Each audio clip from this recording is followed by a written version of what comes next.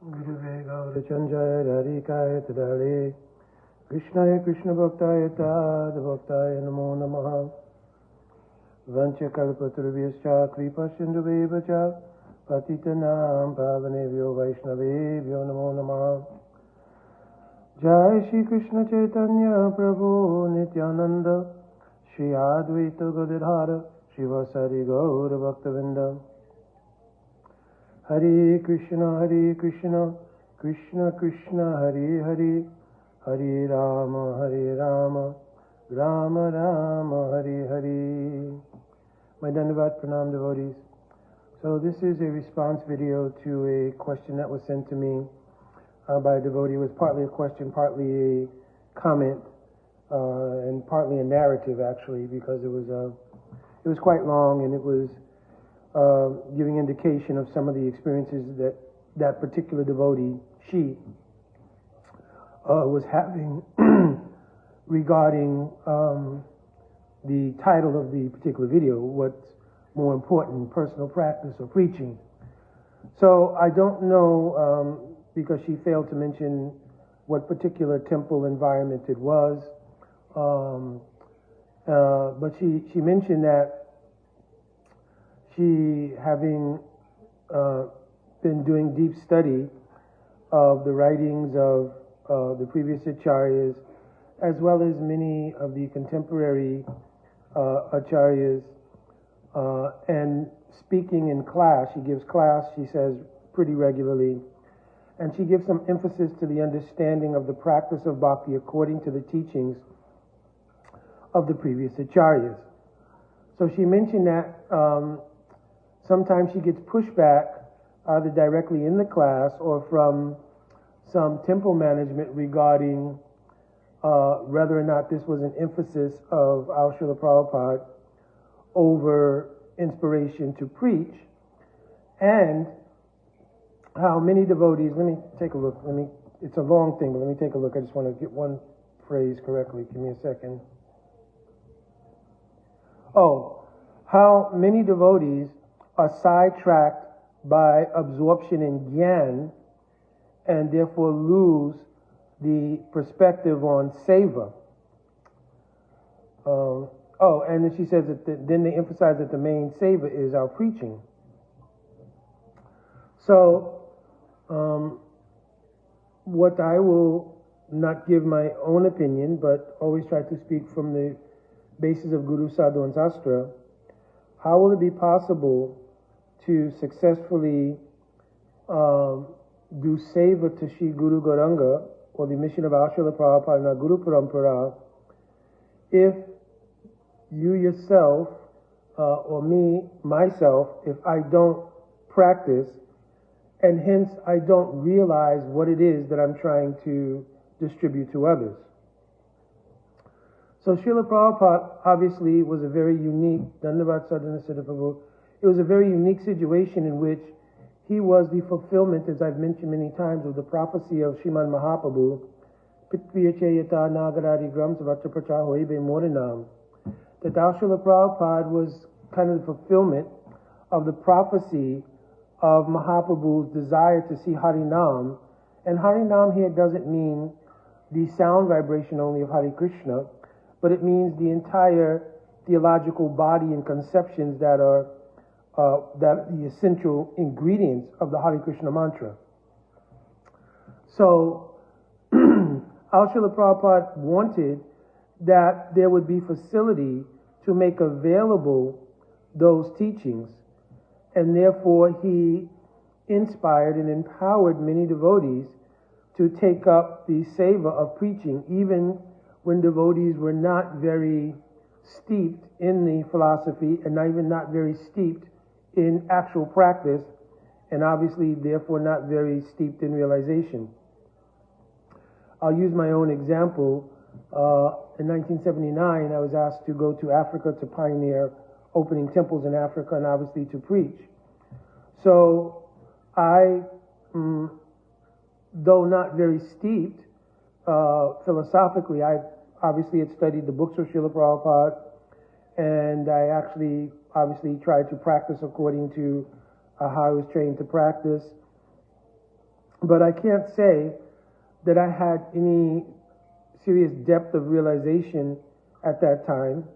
But I had some faith, and faith itself is a realization in some ways. So on the basis of that faith in Srila Prabhupada's mission, our Guru Parampara, then the subsidy to be able to go and do that seva was made available, just as it was for many other people who took up any kind of seva to Guru and Guru Parampara to try to help fulfill the mission of Srila Prabhupada and our Guru Parampara to manifest the prophecy of Mahaprabhu. Now, if you look closely, though, at Srila Prabhupada's response to a particular question, I think it was in Atlanta, Georgia, that Srila Prabhupada was asked among many of the top book distributors what was the thing that was most pleasing to him. And Srila Prabhupada's reply to that was that any individual disciple of his, I'm paraphrasing here, or follower would become a pure devotee, or they would obtain pure devotion. That was the most pleasing thing to Srila Prabhupada. So, though the missionary activity is a wonderful seva, a wonderful service, it wasn't to the dismissal, and I don't think anybody would overtly say that, but it wasn't to the dismissal of having, first of all, become acquainted, then having become steeped, then having some realization in what is the theology of bhakti, or what is the practice and philosophical basis of bhakti. If we don't have that, how can we practice adequately? So Rupa Goswami Pad has mentioned that niyamagraha. Niyamagraha means to practice ritualistically, but without understanding the content of your practice, and therefore being unable to give any emotional investment to the practice, because the emotional investment that we would give to the practice hasn't really been founded. The first real deep sense of emotional connection with the practice comes when there's at least sambandha gyan in the form of understanding truly being das of Krishna. Jivira Supoya Krishna Nitya Das Mahaprabhu told to Sri Sanatana Goswami when he inquired, Kayami, Kenamai, Jareta Patra, who am I and why am I suffering?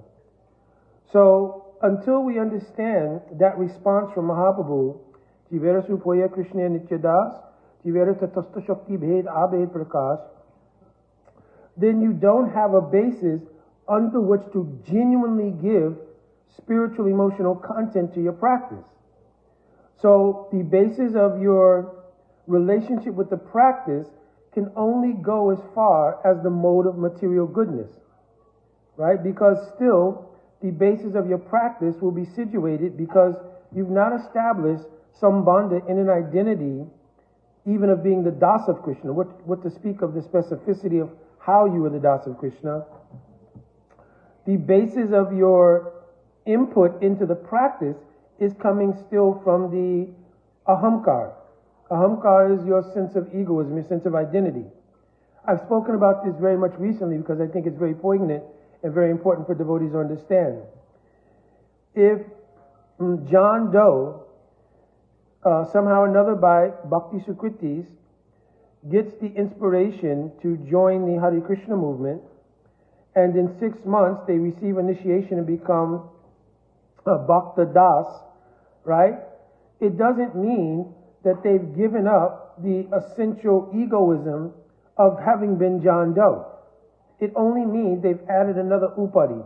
The word upadi means a particular designation karmically, right? So just to give a quick essential breakdown, the jivas in the cycle of samsara, they are encapsulated in what's called the antakaran. Antakaran means the mental function, intellectual function, and the ahamkara, right? The mental function operates on the basis of accepting and rejecting impressions which seek out the happiness of the Atma, right? Not genuinely, but within the context of material energy, seek out enjoyment in that arena. The mind accepts and rejects inspiration that comes through the intelligence, which is in the mode of Rajagun, which is constantly searching out criteria or past experiences or future experiences to offer to the mind to accept for enjoyment. But it's all coming from the idea of the ahamkar, which is situated in the mode of tamogun, and it's feeding the mind. The mind is considered to be in the mode of sattvagun only in the sense that the mind only accepts and rejects, right? So I spoke about this on a previous video. I don't want to go into too much detail because it'll obfuscate what I'm trying to speak about. So basically, that antakara, or that subtle body composed of the mind, intelligence, and false egoism, and the particular upadis that are acquired, the particular karmic designations that are acquired through the ahamkara, that does not change instantaneously when you decide I want to try to practice bhakti. The practice of bhakti gradually purifies the antakaran and begins to reveal the true nature of the Atma's position. Jivera Sarup Hoye Krishnera Nitya Das. So that first Sambandha Gyan in relation to the absolute truth is that I understand clearly I'm the Das of Krishna. That's not an intellectual attainment. That's an actual realization. So when we first come in and we are still under the influence of the modes of nature, which are part of the ahamkara especially, then our practice in bhakti, if you read Srimad Bhagavatam, I think it's 3:29:10 perhaps, I could look it up, but there in that purport, Srila Prabhupada mentions that the practice of devotees in that immature stage is imbued with 81 different varieties of the modes of nature. So why? There are 9 processes of bhakti, beginning with Shravan, Kirtan, Vishnu Smaran, etc. And there are 3 modes of material nature, but the 3 modes of material nature, they don't act in isolation, they act in a continuum of mutation one to the other. So one may be prominent at one point, then another one rises and becomes prominent, the other one becomes more subdued, like this. So when you take the 3 modes of material nature, plus those mutations within itself, you get 3 times 3, right? 3 times 3 is 9. 9 times 9, which are the 9 processes of bhakti, give 81 different practices of the, 81 different varieties, rather, of the practice of bhakti, influenced by the modes of nature. What happens is that generally, devotees, by the very nature of the lifestyle, find a predominance of the mode of material goodness in their practice, and sometimes conflate that with actual attainment in bhakti. You understand? So bhakti is not the material mode of goodness. Bhakti is composed of Suddha Sattva. Suddha Sattva means transcendent energy. It's not material energy in the mode of material goodness. Or it's not a purified version of the mode of material goodness. It's actually a transcendental aspect, the Sandhini Shakti and the Samvit Shakti and the Ladini Vritti of Swarup Shakti, the internal Antaranga Shakti of Bhagavan. So what happens is that when the devotee is practicing under the influence of the modes of material nature coming from the ahamkara, they simply take the idea of having been initiated as a devotee as another upadi. I was John Doe, now I'm Bhakta John. You understand? And that becomes a new upadi which has been acquired by the ahamkara, because the ahamkara has not been purified. That's why Jiva Goswami in Bhakti Sandarbha, he wrote, Pratamam Dhamnam Shravanam Sudha Antakaranam Artha Apeksham. That by chanting, the potency of the chanting is to help to purify the antakaran, the mind, intelligence, and the false egoism. And even in our day-to-day practice, we reaffirm our not being the false ego by the entrance to our Guru Pranam with Nama. Nama Om Vishnu Padaya, whatever your Guru Pranam mantra is. You understand? So this Nama means Na Aham Mameti. It is a dismissal or a affirmation to ourselves that I'm not Aham Mameti. I'm not the consciousness of I and mine, which is born from false ego. Understand? But again, if that's being done ritualistically, then it's just part of my morning prayers that I do every morning as a ritual.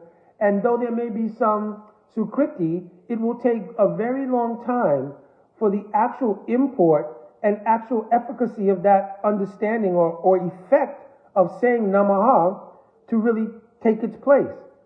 Because we're treating it ritualistically. This is why Rupa Goswami wrote to be very careful of Niyamagraha, ritualistic practice. Right? So, on the basis of that, many devotees become satisfied with the sort of conflation of the practice of bhakti with the material mode of goodness. In Bhagavad Gita, it's mentioned the material mode of goodness being superior to the others gives a false sense of knowledge and happiness, right? And it binds one. The actual word bandha is used in that shlok. That actually binds one to these two conceptions. So, the nature of ahamkara also is the seat of pride, or pratishta. So subtly what happens is the devotee begins their practice and they situate themselves in the social dynamic of Krishna consciousness. A feeling of self-righteousness arises from ahamkara. A feeling of superiority to ordinary people arises. Right? It's very subtle. Right? If you read Raghunath Das Goswami's description of pratishta, he says, Pratishtasta drasa swapatra didi ramani menatet. Right? He says that it's like an outcast, dog-eating prostitute dancing in the heart. So the import of that is that pratishta is so, drust means audacious, but it's hard to recognize. Obviously, if the outcast, dog-eating prostitute of pratishta was, you could understand all those adjectives given to it, then you would try to rid yourself of it. But it's so subtle, this is its danger, it's so subtle, that coming from the ahamkara, it enters into the chitta of the jiva and causes a kind of sense of self-righteousness, superiority to others, etc., that the devotee feels, I'm well situated. Looking out at all of the, quote, karmis, they don't know what is Krishna. They don't know what is the Atma. They don't know what is after this life. So then we say, politically correctly, that we have to have compassion and that's why we're going to preach. And this is not to say devotees don't have those things. It is not to say devotees don't have compassion. It's to say that in many cases, in the beginning especially, it's founded coming from the outgrowth or from the false egoism of the position of superiority to those people who don't understand at least the value of bhakti. You understand? But then what happens is that when it's realized, this entryway into this spiritual science is much deeper and a much deeper journey than I thought it would be, the tendency becomes, listen, right now the mode of material goodness feels really good. I'm good. The social dynamic in which I operate, kirtan, nice prasadam, association of friends, that's all good right now. Especially compared to the life that I may have been dealing with previously. You understand? So now by comparison to material life under which I may have been living a sinful life, a degraded life, or even if it was just a regular material life which was unfulfilling and unsatisfying, comparatively this is great. I'm good here. So what happens is that an idea comes that by consensus with others, we're good. No need to go down any deeper in the conception of the practice. I'm good. Of course, it would be politically incorrect to say, look, I'm not going to go deeper. So I'll pull out some books, I'll do some study, and I'll memorize some verses, etc., etc. But especially depth of psychology that's required. The depth of psychology that's required, because even in Saranagati, I've spoken on this before, Saranagati has three phases. One is called prapatti. Prapatti means the desire that I want to give myself. And the reason prapatti is the first stage is because it's not that easy to actually give yourself, which means giving up any sense of self-control. Self-control here meaning I am the controller. The very meaning of the word ahamkara is aham, I am the karana, cause, and karta, doer of everything in relation to my worldview. You understand? And hence, naturally, I should be the bhokta or the enjoyer. I'm the cause and the doer. Now we know from Bhagavad Gita, prakriti kriya manani gunai karmani savasya aham kara vimudatma kartamiti manyate. everything is actually an interaction of the modes of nature, and we're really not doing anything except having desires and vicariously identifying with that drama, right? Because I've mentioned before, the soul itself never touches material energy. Asangohiyanyam Purusha, it doesn't touch it. It's a vicarious identification when the modes of nature play out various karmic iterations that we have on the chitta, which is like a flat screen TV. We're looking at it, giving emotional investment in it, and thinking, oh, that's me. You understand?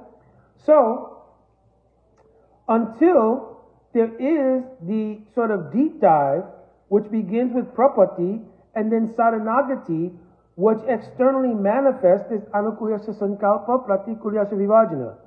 The true desire to give up and the acting on that desire, anything that is unfavorable, pratikul, accepting everything that is favorable. Then, rakshishiti vishwas. A vishwas means, vishwas in Sanskrit means like a trust, a conviction.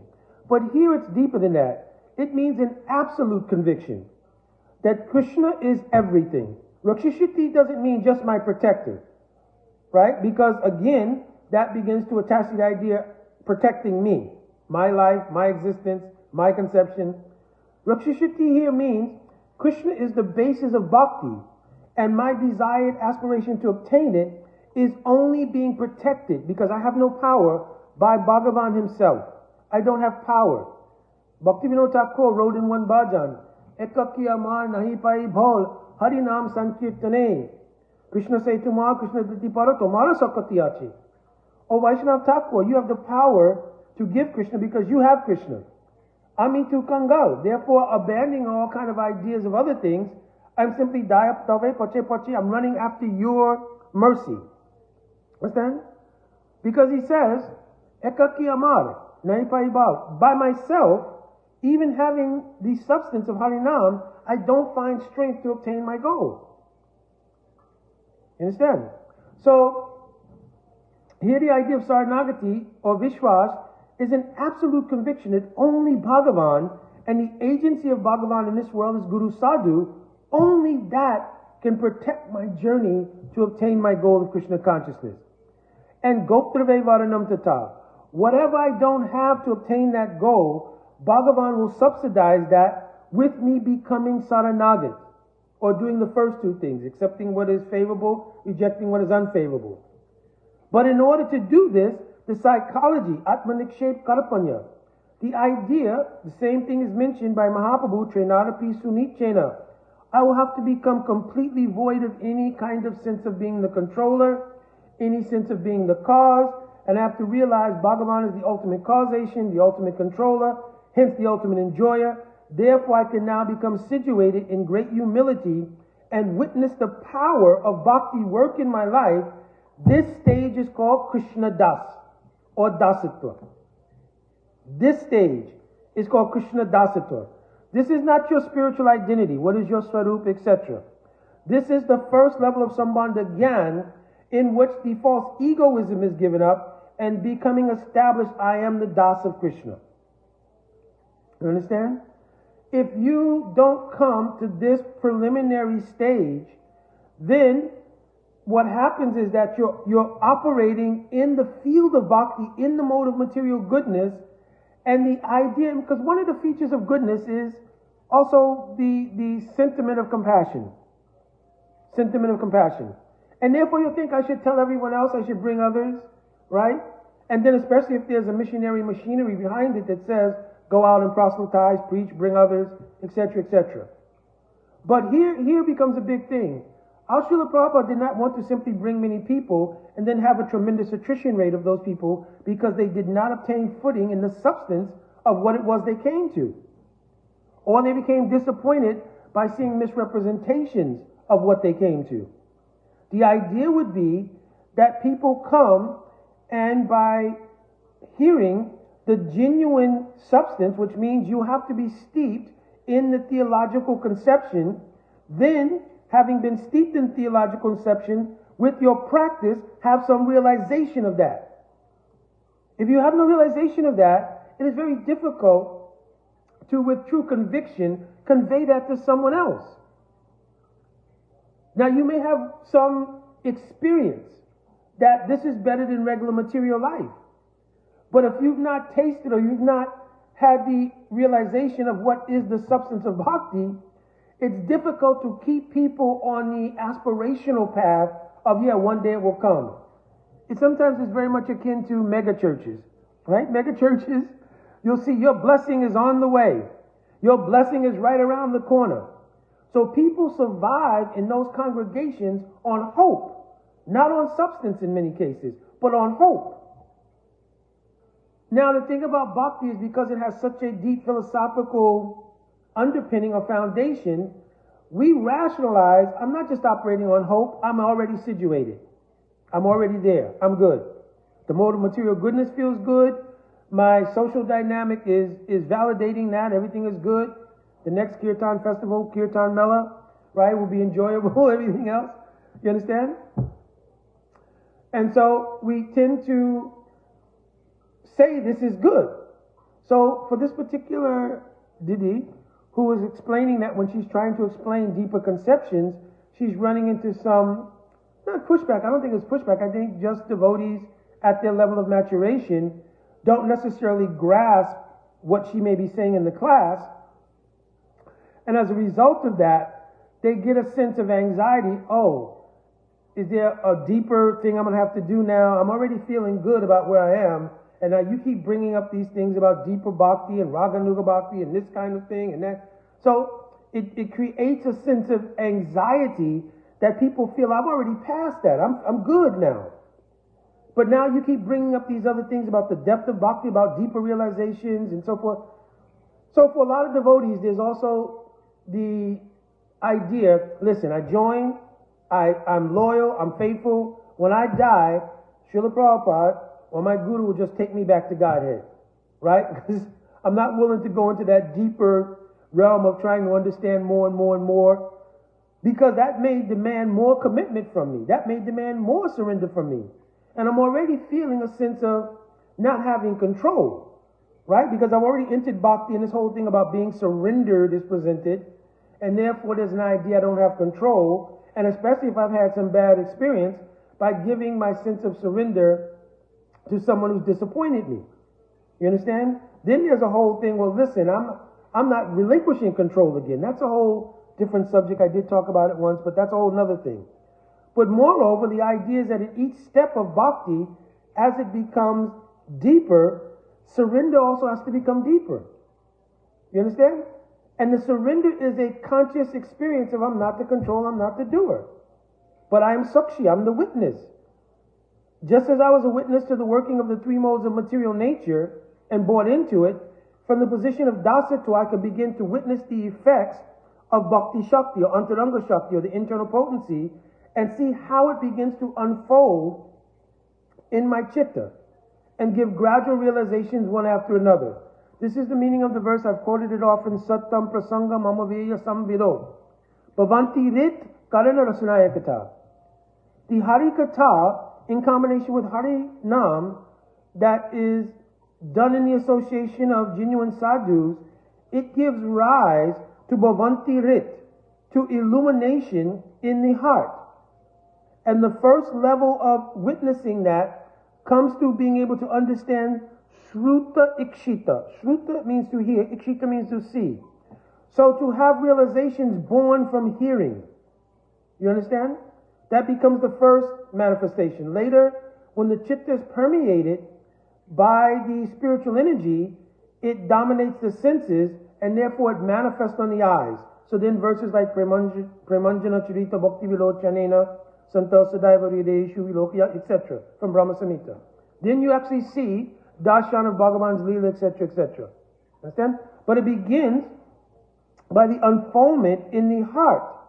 When the antakaran is pure, means the subtle body, meaning the ahamkar's been put in check, right? And the mind is accepting and rejecting only based on what is favorable or unfavorable to bhakti. And the intelligence is always searching out ways to stimulate advancement in bhakti.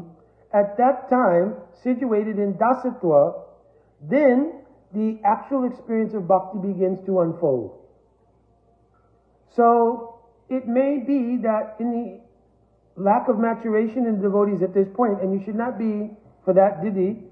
Please don't be critical or don't take any bad mood. Simply go on preaching. Because if you continue to go on preaching according to how you're advancing and how you're going deeper, then gradually, because bhakti also works like that. Bhakti works just like the water that wears away a rock. By continuum, it'll wear away more of the ahamkara, because the ahamkara also defends our material existence. That's eating, sleeping, mating, and defending. So defending is a gross thing in one aspect, but it's also a subtle thing. And the subtle defensive mechanism is the false ego. I'm good. I don't need to go deeper. I'm alright. Right? Or that's just gyan. Bhakti is a thing of the heart. So all these different reasons why people do not become attracted to the Harikatha in depth of the teachings of our Guru Parampara. Our mentorial succession, they would have given all of these things. Jiva Goswami himself wrote 4,000 verses. Or 400,000, not 4,000, 400,000 verses. You understand? But all you really needed to do was join the society and have an identity. Yes, I'm Hare Krishna now. And be situated in a mode of goodness. Do the practices, which is all about goodness for me, because now my mind is peaceful. I don't have anxiety. Right? So I'm all good. Right? So, but that will never lead to realizations in bhakti. It won't. Understand? I would not suggest, therefore, giving it up. I would suggest, from that position, then, Didi, as I asked, or I mentioned to you, you should go on trying to speak according to what you're studying from Guru Sadhu and Sastra and the teachings of our Srila Prabhupada, your Guru Dev, and our Purva Acharyas, previous Acharyas, right? And like water, gradually it will wear away on the stone of the heart and gradually make an impression there. From that impression, attraction grows. You understand? I have direct experience. I've been traveling and serving Harikatha under the Parampara for quite some time now. And I know that if you go on and yourself in a very humble position do that, then it wears. You understand? There's many times I've heard devotees say, that seems like a lot of gyan, Prabhu. I actually had one devotee, I explained to him how the mercy of Sri Guru works. Excuse me. That mercy is actually the embodiment of the spiritual energy. And is that dispensation coming from Guru of the spiritual energy that's causing the gradual unfoldment in the heart of the disciple. He said, I don't know, it just sounds very technical, Prabhu. You understand? So, but I took it that, okay, at this stage it sounds technical. But by practice, by maturation, you'll come to understand these things and understand the value of understanding these things. You understand? Just like within the practice, I'm going to conclude here. If you go to Mangalarti every day and you cannot understand, you only understand the sort of translation of what it is you're singing. You understand? But you don't understand the import. What was intended by the words which are mentioned there, it becomes more difficult to enter into the mood. Like in the Guru Ashtakam of Vishwanath Chakravarti Thakurpad, he was giving, which he does at the very end, a blessing. That if you'll sing this Guru Ashtakam with understanding, during Brahmahurta hours, he's giving you the blessing, you will obtain direct service in Vrindavan. If that's your aspiration, you want to know as deeply as possible what is the meaning of this Guru Ashtakam. You understand? So therefore, you want to understand the import as well as the translated words. You understand? I'm giving just one example from Guru Ashtakam, and I'll end there. So, Chatur Virashi Bhavat Prasaro Swadvana Triptam Hari Bhakta Sangam Kit Vaiva Triptam Bhajatat Sadaiva Vande Guru Shri Charanaravinda. So he's saying a person who Shri Gurudev sees that honors Bhagavat Prasad, four kinds, that which is licked, chewed, drunk, and sucked, then that person, Gurudev becomes very happy upon seeing that devotee Swadana. The word Swadhyana means aswadan, means tasting. Ana means grains, but also honors a general category of what is nourishment. So when he sees the devotee nourished by honoring Bhagavat Prasad, he becomes happy. It certainly means to see the devotee taking Mahaprasad, very good. But the deeper import here, Sri Guru becomes very happy to see how a devotee is nourished by tasting aswadyan. Aswadya means to taste. 4 kinds of Bhagavat Prasad means 4 kinds of Bhagavat Madhuri. Krishna's Venu Madhuri, Leela Madhuri, Prem Parikar Madhuri, and Krishna's Rupa Madhuri. The beauty of his form, flute playing, his devotees, and his pastimes. When Guru sees the disciple taste these 4 kinds of things, then Guru becomes very happy. In the progression of the stanzas of the Guru Astakam, this stanza, which is the 4th one, represents the stage of Ruchi. You can find this correlation in Srila Vishwanath Chakravarti Thakurpad's Madhurya Kandamini. He describes the Kram from Shraddha all the way to Bhav and describes the stage of Ruchi. So in poetic fashion, he's giving indication when Sri Guru observes a disciple tasting through Hari Katha and through doing sudden bhajan life, tasting the sweetness of Krishna and Krishna Prem and Krishna's devotees and Krishna's Dham, Guru becomes very happy. Now you just have to use common sense. Guru is more happy to see that my plate has been stacked with halava pakora sabji every day, and I'm really happy to see that you're doing this. You're eating mounds and mounds of Mahaprasadam. Especially in the beginning, Guru, I'm happy seeing you're taking prasadam. But do you think it is more significant that Gurudev sees how this devotee is tasting the 4 kinds of Madhuri of Sri Krishna through Hari Katha, Sri Nam Bhajan, etc. Gurudev is more happy seeing that. Therefore, Rupa Goswami is even cautioning Achahara Prayascha. Don't overeat or over-endeavor. Right? So it's not just Gurudev is satisfied to see you taking mounds of prasad. He's satisfied internal meaning here to see how the devotee is advancing in bhakti and has come to the stage of ruchi and bhajan. Okay? So these are very important things to help develop our internal experience and drive towards the actual goal which we're seeking. And preaching essentially means to bring people from the entry level, right? And then also one thing to account for is, even though people may make an entrance into bhakti at a certain period in their lives, it does not mean it's their entrance into bhakti, period. Praktanakaduni chasti yatsad bhakti vasana. People have previous histories with bhakti also. So therefore a person may come to bhakti, and even though in this life it may be at 25 or 55, their previous bhakti samskars will also start to manifest. So you have to be keen to, in preaching, be able to observe how to nourish a person from where that person is, generally according to their bhakti samskars. So it's not a one-size-fits-all, etc., etc. So these are the insights that should be there even if you want to do preaching seva. Understand? All right.